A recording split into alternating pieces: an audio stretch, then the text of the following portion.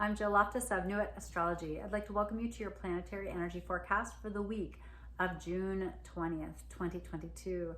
And if you haven't been here before, it's nice to meet you. Welcome. I'm Jill.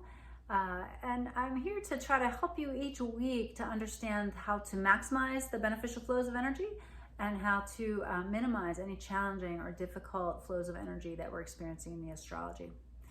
Now this week, I really got my eye on the moon on Wednesday, which is going to move through Aries.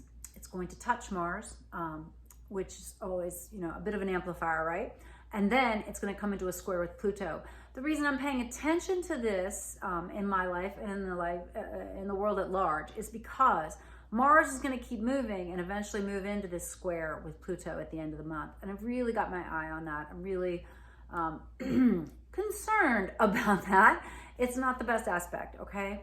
So I'm looking at this moon kind of going through there and kind of laying the groundwork, pushing the buttons to see what will happen when Mars gets there at the end of the month. So know where Aries is in your chart and just pay attention to what happens on Wednesday. Now I'll talk a little bit more about this once I get into the rest of the astrology, but just kind of keep that in mind. Make sure you're still doing your high vibe Aries, exercise, be independent, say what you think, but of course with kindness, right? And with wisdom. Stay away from fighting, arguments, even just getting upset over petty, silly things like things that are happening in traffic or whatever.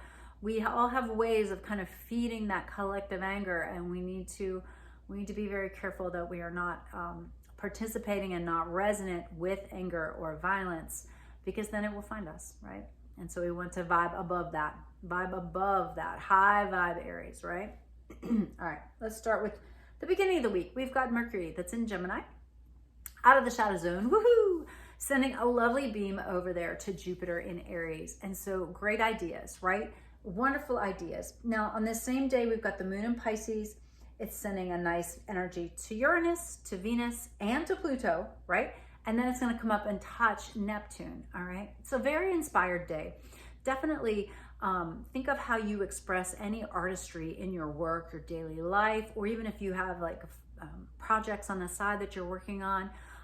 Monday to Tuesday, great days to develop, make some space so that you're really amping that creativity, but also bringing in like the great ideas that you might have. It's not just not just about your feelings and emotions, but also kind of the thoughts that pop into your mind. Now, I'm also really liking Tuesday. We've got the Summer Solstice, which means the sun has gone to 0 degrees of Cancer. It's earlier in the morning on the East Coast, 5:14 a.m. And on this day, we've got Venus, which is in Taurus. She loves to be in Taurus. It's her sign, right? She likes to be there. She likes to be in Libra, but she's in Taurus, sending a gorgeous beam of energy to Pluto and Capricorn. Then the moon is also going to come and touch Jupiter, right? Optimism, and send a beautiful sextile beam over to Mercury. So again, really nice positive flows of energy, inspiration, ideas. I'm really liking these.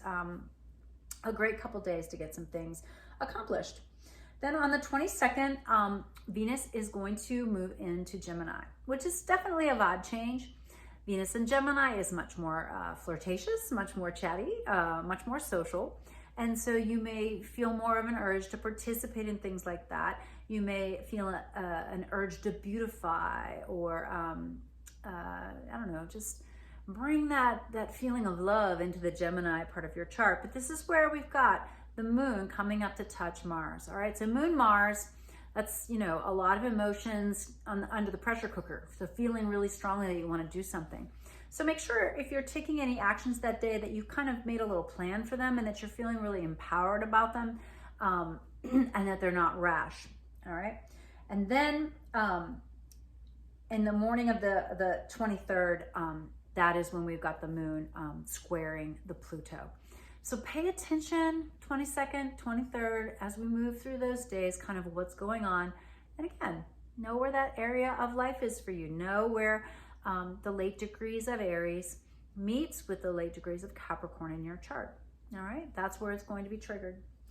All right, now that we've got that on the 24th, we've got the moon coming together with Uranus in the sign of Taurus. This is magical thinking.